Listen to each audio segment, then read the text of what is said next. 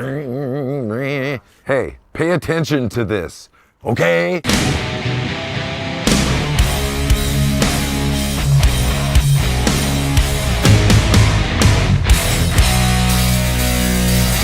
This is church. This is where tens of thousands of people come to worship at the altar of heavy metal and the best to ever do it, Metallica. When it's empty, this is an alien space. When it's full, this is where Metallica belong. In Amsterdam, Ajax Stadium, day one, M72 tour.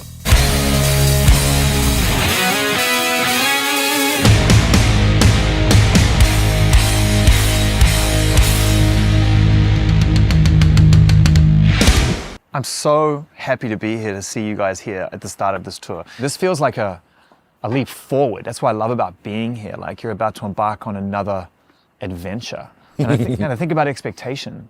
I know what we expect, the ticket holders. We want the show of our lives. We want it to be the best show of the tour every single night, right? I wonder how you've kind of been able to manage that through a lifetime of expectation, taking that really seriously every night. We want the same. We want the same. We're fans too. We're the 4 biggest fans of Metallica in the world sitting right here. We want it to be the best for us selfishly, but also for the people who support us and the family, as we call them, come here and, you know, shake off the COVID or whatever they got, you know, going on in their lives to come here. You know, as you look out here, you see this is designed around the audience. To get an audience in the middle, on the sides, and everywhere. They're a huge part of our show. Well, we are Metallica, and so are you. Exactly. And that is the line. I mean, that stakes it right away. And they're, you know, again, we get to look at them. They're the show for us. They're looking at us. You know, we get to watch them do their thing and morph and change and hopefully leave happier than they came in. Definitely. Every show, you strive for the best and you accept that some days are better than others, and it doesn't mean that anybody else will ever notice that. And you know, if you're playing, you know, night 1 here and night 2 here on Saturday, you know, we may have a thing or something with the monitors, or somebody has a shittier day that it's harder for them to shake off or whatever. But 99% of the people that are here will obviously not be able to know the difference between, you know, 110% and 105% or whatever. And sometimes you can even sit there and go, fuck, man, I'm fucking nailing it, and I'm in the most euphoric state possible. And then other days, you're kind of at 80 or 90%, and you're sitting there and you're going, fuck, I wish I was more in it or whatever. And then you come off stage of that show and people go, that's the best I've ever seen you play. Yeah, that's right. So there's always those kind of contradictions in it. When the 4 of us in a room together, and still this time around, 2 or 3 years ago when the project started, it still feels, you take all this away, all this fucking away with all, the 4 of us are just playing music. That part of it has not changed since, you know, 40 years ago, when we're just like a great riff, a drum part that fits with it, and we're all feeling that the possibility of where that song can take us. That has not fucking changed 1 iota in 40 years. That is the success. That is the success. People keep dangling in front of you like it's going to distract you, but they're missing the point. The point of the success is a byproduct of that, right? That's what we buy into. That's what we want to hear. And still chasing the ultimate riff. That will never die. Yeah. And shit I've never heard before, and I'm gonna get the pronunciation and still wrong. chasing, if I may add on to what James Sure. said, and still chasing some weird thing, maybe more so now than ever. And people kind of roll their eyes when I say this. You know, still chasing acceptance, or still chasing fitting in, or still chasing like, hey, we're still hovering on the outside, and we're these like misfits and these, you know, disenfranchised musicians that don't really belong in the cool kids club. Yeah. And people go, oh, you're so successful. It's like, yeah, but 40 years later, I still feel like I'm on the outside. Are you saying you want to stay on the outside, or are you saying you use that as fuel to try to get on the inside that you're never going to get into, by the way? We're still waiting for the invites to the cool guys Yes. club. Shut the fuck up, Metallica. Shut the fuck up. You but I fucking think, serious? Well, that's what it feels like. I think Oh it's my part God. of, It's a feeling. part of James, you're being what awfully quiet in the corner there. I don't know if you buy that. It's just a feeling, whether it's I don't true think- or not, you know. We chase that, but we don't want to be in it. You don't want to be in it? Yeah, we don't. No, I think it's By the that way, carrot. did I just tell Metallica to shut the fuck up? I'm still sitting here on the set. Did I get away with that? Yeah, you did. We're fine with that. As far as I'm concerned, this is the cool guy club for me. This is the doubt. cool guy club. Someone please pronounce the last song on the record, please. In the Murata? Thank you. That's a riff I've never heard. I've never heard something that's that brilliantly, discordantly fucking heavy, right? Like, that's one of my favorite riffs you've ever written on your 11th studio album. Written on Zoom, by the way. Crazy. Lars and I sitting there fiddling around, trying to connect over Zoom, right? You know, the Pandora's box was opened at that point. Yeah. We're bored. Let's do some stuff. And that was one of the riffs that came out of that session. How did you feel when you came up with it? I want the feeling. Oh, I don't know.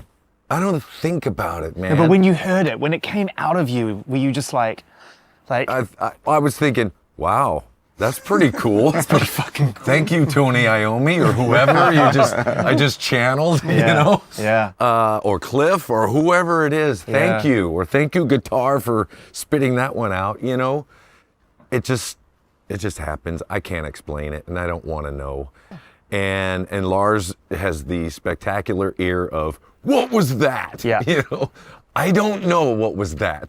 Play it special. back. It was special. I mean, from the first moment, it was special. So fucking good. I gotta hear it. And it didn't start. Obviously, it didn't start off as an 11-minute song, but Yeah. Is that the longest song you've ever made?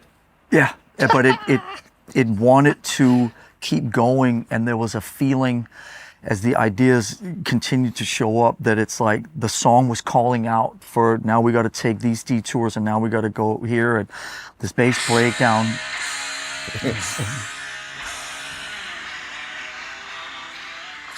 Oh, fuck right off. There it is. Oh my God, the first time I heard that, I was like, I want to like break something, but then I also want to like burst into tears. It was It's the weirdest the- combination of I mean, emotion and rage. It's the very two-string slide up with that wiggle that Tony Iommi like planted in my head when I Yeah. was, 16 years old. Just that, Yeah.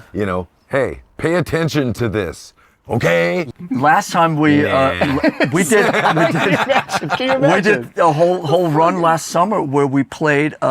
Enter Sandman had always obviously lived towards the end of the Yeah, you set played it down third, in the. didn't you? We played it third all last summer, and the look on people's faces. We come out, we say hello with Whiplash, we go into Creeping Death, and things straight we into get- Sandman. and then It was a Sandman. sh- People are like, holy fuck, is it time to go home already? Yeah, I was gonna say. Are we gonna stay or should we leave? Yeah, exactly. Is this a PA? Well, I remember going, I saw one of Prince's last ever shows. I was so grateful to see it, and he started with Purple Rain.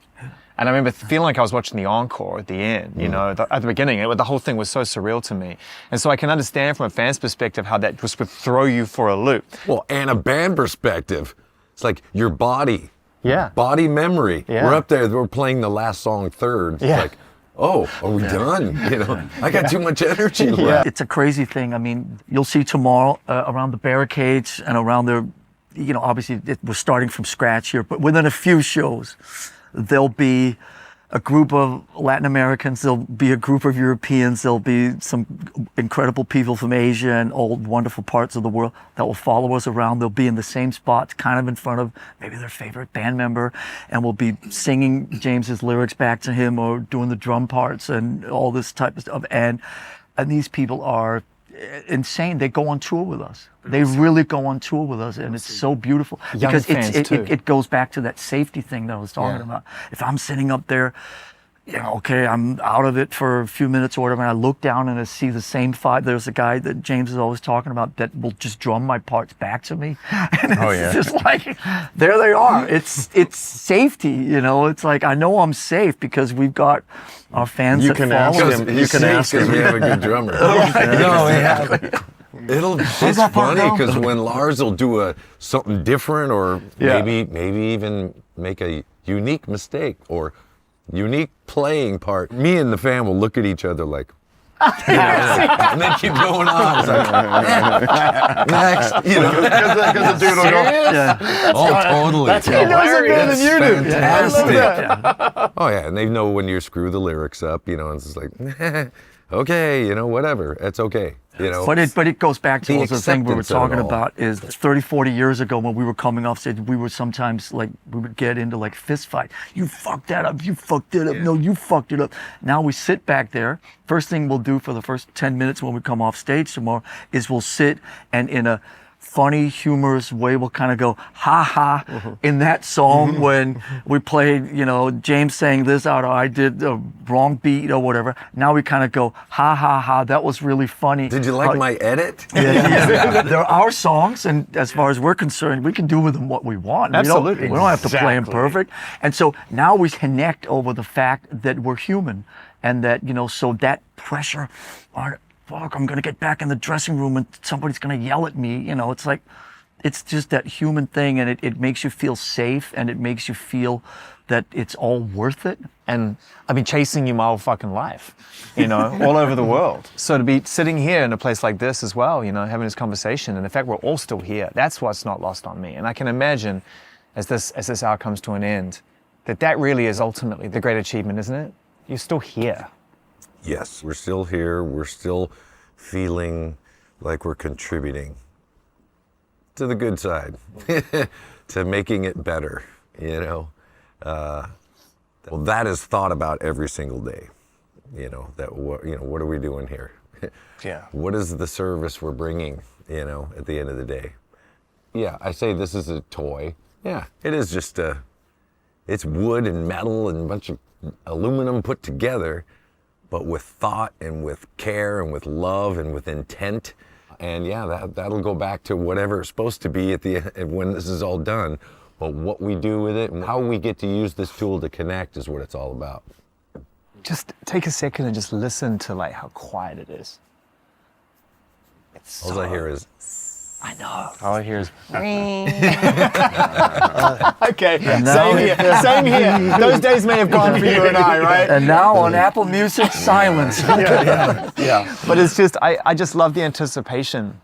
I almost want to do a cut and then do that thing where it's just the next shot is just chaos, fucking volume, blood and guts, and fucking sweat and anger and emotion and all that shit that makes you guys so fucking fiery and powerful. I love it. But yeah, I mean, I definitely still feel the calling. And it's still the same call that I felt when I was a teenager playing guitar in my room. And I know it's got to be similar for the rest of these guys, Still feeling hungry, still feeling like there's still music to be made, good intentions to be fleshed out and brought through our music. It is really about the intimacy of it. And there's no barricade in here. No, this is There's no. nuts. Yep. I mean, So it's if anybody's out there, please don't unplug any of these because all these have a purpose. Okay? I mean, so surely- if this blue one is not in there, it could fuck up the whole gig. You are gonna block this off, surely. Or they're just gonna sit here like this. Maybe there'll be a little thing here. Who the fuck knows? got Metallica on the back. Someone's gonna run out with that, bro. Someone's gonna have a crack Like, at I don't it. even what is this? What is this? What the fuck does this do? Is that for your Wi-Fi? It's so awesome, Pretty though. crazy.